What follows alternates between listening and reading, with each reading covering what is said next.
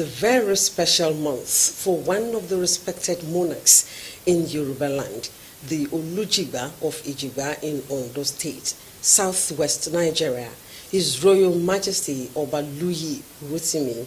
He was born in December, his father passed on in December, and he became a royal father in December. More importantly, he will be 85 this December. He will be 1 year on the throne, and it will be 50 years since his father departed. So, Roll Call Media Concepts Akinwumi Abodwe had a conversation with the monarch on how it feels to be 4 scores and 5, what life has been in the last 1 year as a royal father, and how much he misses his father. Yes, I'm old, but not yet an old man. It's like Muti Dagba, Shubomi Uti Dogo, and I'm looking forward to becoming an Ogo as it pleases God. Welcome to People and Events. My name is Tayelu Oladuti. Let's take a break and then enjoy the conversation with Oba Luyi Rotimi.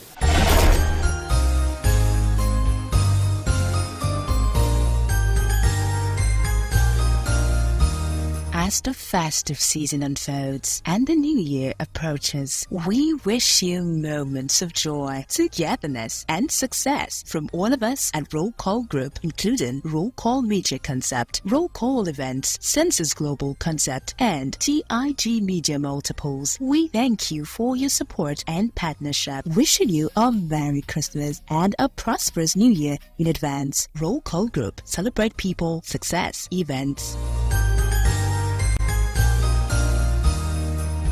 I'm excited to be in Ijiba community where His Royal Majesty Oba Reverend Ambassador Luyi Rotimi is the paramount ruler. Kabiyesi is a fellow of the Institute of Chartered Accountants, London, and of course he is 85. May I say congratulations and happy birthday to Kabiyesi. Thank you very much. Well, today we'll be looking at Kabiyesi and Ijiba community. Kabiyesi, it's interesting to be in your palace and to see Ijiba community.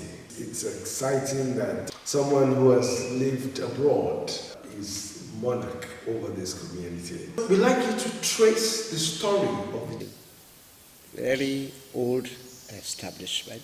Of course, with Ijiba now from a community, from a farmstead to a community. Now all those cocoa trees and the palm tree. Interesting thing here is that Luyi Rotimi is the son of Papa James Fabinu Rotimi. Now there has not been a Griwa before me. There has not been an Olu before me. And there has not been an Oba before me. So you could say I am the first in all that institutions by courtesy of Oba Adebi Adegoye Adeshida on the 6th of February 2012. Now it also pleased the government of this, our current governor, among others, to elevate me as a monarch and recognize this as a royals too. Now, Akure South constituency here, there are about 40 Olus. Out of the 40 Olus, were approved for the royals too. And we were coronated and crowned and given a staff of office on the 6th of December, 2022. It's 1 year now since your coronation as the Olujiba of Ijiba. Can you tell us your experience as an Oba? Well, it has been great experience. As I said, moving from Olu to an Oba. courtesy of all these institutions, DG has been wonderful in making the recommendation. The government of this state has been kind to approve it in the air school. It's been wonderful, an experience for me, and exciting. But the thing is this, I had another friend, about many years ago, a prince, a royal prince, an administration, a civil servant. At that time, I was a commissioner, assistant commissioner of police. He became an Oba. Then we were talking, like we are talking now. He said it was the position of to him for the first 6 months. But if he had a choice, after 6 months, he would have said, I've had enough. Unfortunately, that institution, once you are there, my story is not quite the same. God has been very kind to me, and it's the favor of God, that this place was prepared ahead of time. In short, I have been saying, I could say that it's enjoyable. What is your vision for the community in the next 5-10 years? My vision for Ijigba, we will have a community that will enjoy the favor of God and the government. Our road network is, as you saw it, when coming. The network need attention. We would like to see the Oweno Dam completed and reticulated so that communities like Ijigba can have pipe-borne water supply. I would like to see a society that is open defecation free. That means at strategic places there will be toilets where water flows. After using the toilet, you can then clean yourself. I would like to see beautiful cities. When I was in England, I was fascinated on the bishop, so that community is called a city. Or you have a university. A university town is also a city. I would like to see Ijigba having a good university so that through that angle we can become Ijigba City in the next 5 years or 10 years. Hopefully and prayerfully, I will still be around, but if I am not around, it will be done that in his time. That is his mission. That is his vision. That is faithful to God, the community, and His Imperial Majesty, the Deji of Akure. I would like this community to continue to pay allegiance to the Deji. So, Kabiyesi, let's move on to you, the person. You are a cleric, but you are also a traditional ruler.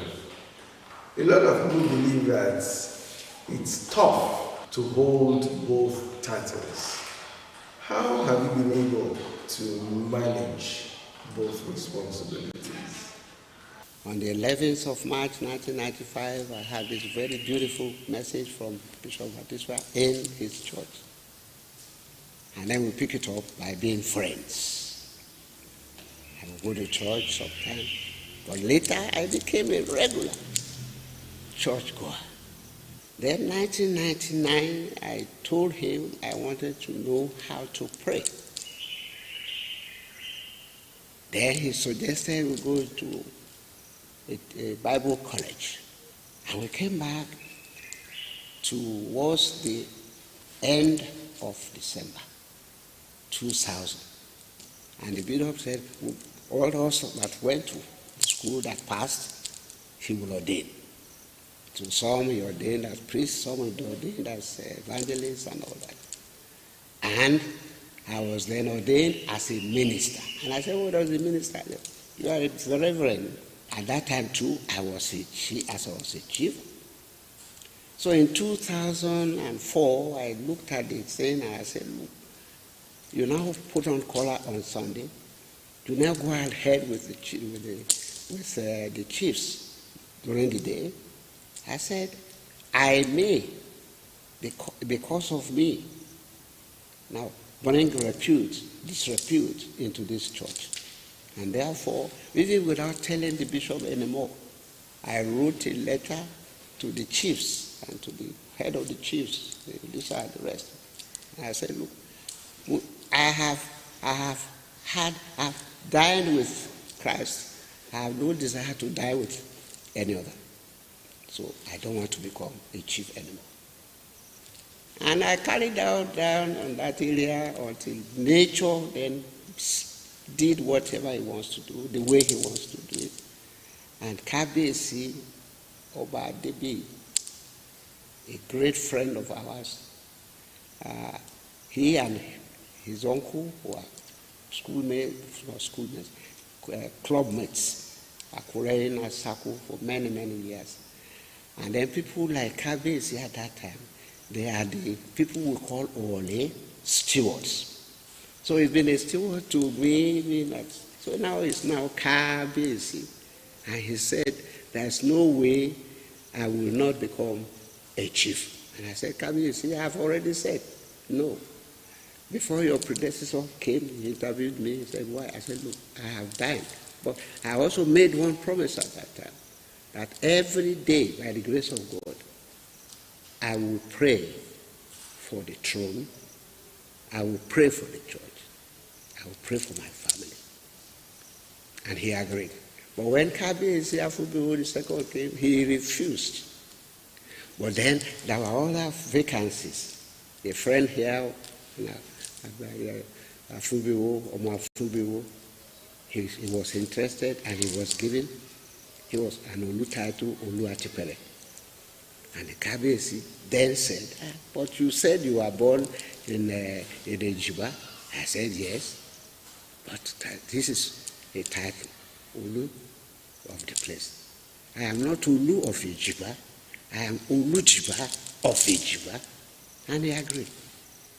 So that's how I became the Olujiba of Ejiba, moving on now to become the traditional Oba of Ejiba. So how I've managed it is God's own doing, because he has prepared me over the years. I don't worship anything except God. In here, in this community, there's nothing like idolatry, no egugun, no issue, no anything. One more importantly, I never met any of such institutions here. And I didn't, and I do not, and I will not reinstitute such things. What has the journey been like for 1985? Well, I'm a child of the grace of God. I'm a child that enjoy the mercies of David. I went to school, before Aquinas College, I went to St. David's. And St. David's used to be a finishing school in the whole of the district that time. When you finish your standard 4, you go to Aquinas, to go to St. David's to finish up your standard 5 and standard 6. So that is the school of my foundation. I went to Aquinas College in 1952, and Aquinas College to go. But the thing is very interesting, and that links up with my father. My father wanted me very earnestly to go to school, but he was a farmer. And at that time, a farmer, a member of St. David's Church, before your children can be enrolled in school, you must pay class fee. So in 1943, Papa had to go and find 10 shillings, the old 1 naira before it became whatever it is now. But a good thing. My father has to sell his gun. Now, that was a father that wanted me to go to school. And I said to me, and I said to other people, if my father could do that, investing that amount of money in me, all he is saying is that this child, tó bá lọ school, amọ̀wé, tó bá mọ̀wé, anílárí, tó bá nílárí, amòrè. Kò ń ṣe gbogbo ẹni tó lọ school ló mọ̀wé. Kò ń ṣe gbogbo ẹni tó mọ̀wé ló nílárí. Kò dẹ̀ ń ṣe gbogbo ẹni tó nílárí ló mọ̀rè o, to the parents and all that.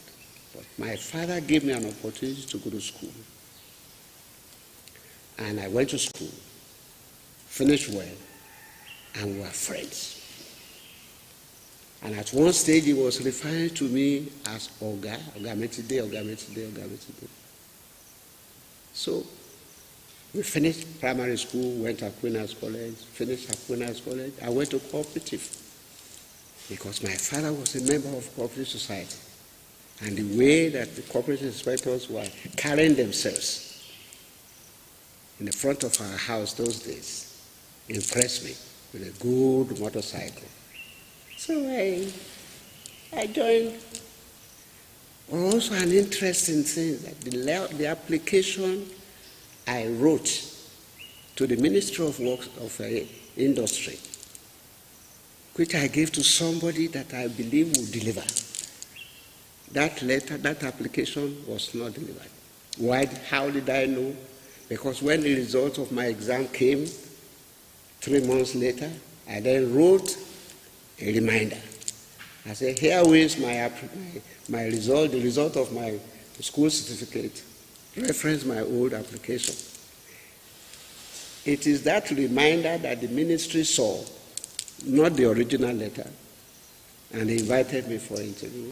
I graduated from Cooperative College as the best overall student, won all the prizes except one, and I had thought that is going to be nice, that people that with that kind of thing will go to Loughborough College. But alas, I wasn't picked to go to Loughborough College. On the contrary, I was posted to one place called Ekole, far away from Ibadan. But there was a turning point. I met a young man on the throne, Ekole, who lived on the throne for 50 years. As we sit here, we have something written there at the back. So as you face him, you will read it. Also, ẹni tí ó máa tẹ́ aráyé lọ́rùn, ó la kò tí ì bí. But we became friends. God used him to be my guarantor when I decided to go to England. So he signed my passport and all that. And that's how I found myself in England. I left Akure here on the 23rd of March 1962, and I go to England 3-4 days later because I was in Lagos. And when I go to England, within 2 months of getting to England, I go into articleship. My friends and all that have said it's impossible for a black man to get article service, but you cannot get into a chartered accountant thing without an article service. But as it happened, within 2 months, I got a principal who said, I will take you. On the first day of July, I started. On the 17th of July 1962, I signed up with him the article of service. On the 7th, by coincidence, by 17th of July 1967, the result came through the post. I, Louis Rotimi, has passed my final examination. I have become a chartered accountant. 10 years later, I became a fellow. And that's why I am an FCA of London. I then applied and got employed as an auditor with UAC, who then posted me to Unilever. In Unilever, I got to Unilever on the 16th of October, 1969 or 1967. That was the time that war was going on, etc., etc. But by 69, all the effect of the war was diminishing, such that those of us who, not Japa this time because we didn't go on Japa, but I had always wanted to come back home because my father was my friend. I loved him, I missed him. So when the opportunity called, Unilever brought me to UAC, their largest subsidiary at that time. And by 1st of October, or 1st of July 1970, I became the senior auditor of UAC, the first African to be so. And more. So that is Louis Rotimi from the time I was born, the time I went to school, the time I got strayed away, and the time I got family. Until now, that I also got an ownership, an ownership. And all this I have found is an avenue for service. Do you feel old at 85? I am still active and agile. And until some few years ago, I've never had any major illness. I've never had any major any operation, except I went through a cataract operation in the year 2000. And now I can read without glasses. I sometimes decorate myself with glasses, not because I particularly need it or I cannot do without it. I'm an accountant, so that I do number work. I do the number work even without the glasses. So I can say that, yes, I'm old, but not yet an old man. It's like Muti Dagba, Shubomi Uti Dogo, and I'm looking forward to becoming an Ogo as it pleases God. Finally, Kabesi, let's look at your father. Who was he to you? He was my friend and a great benefactor. What he did in 1943 to enable me to go to school was sacrificial. I remember. Aja ni nǹkan méjì tí bàbá yẹn tà. His dog and his gun. He wasn't a professional hunter, but he had a gun. The dog was his friend, John Losoko. He had to sell both for him to raise 10 shillings for me to go to school. What greater demonstration of love and vision. They saw him as a helper. I lost a friend on the 10th of December, 1973. Painful as it is, but joyful in the sense that what the man represents in us was good. Up till today, if you come around, members of the family, if they did things that upset me, and I sat there on my table chair and I asked myself, what would my father do? And I will do what I hear that my father will do.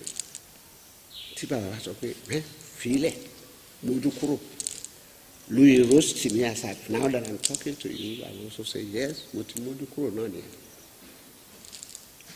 that's the man that we are celebrating at 50. He has children. Some died after him, but not many of them died. I have 7 brothers and sisters younger than me, and they all went through, by grace of God, through our mentorship, and they are doing great. Even the next generation, they are doing fine. We have doctors among our grandchildren now. We have neuroscientists among them. We have lawyers among them. All of them answering to the root of our family. So may his great soul rest in perfect peace. Amen, I say amen to that. Alayelua Louis Rotimi, every inch a distinguished monarch. May Kabiesi's reign be very long, peaceful, and fruitful. What's your wish for 2024? Think deeply about it. That's our package this week. Thank you for watching. Please join us next week. To have your events on this program, please call the number on your screen. Merry Christmas in advance, and may 2024 be peaceful and bring us joy. I am Tayelulu Oladusi. Have a great evening.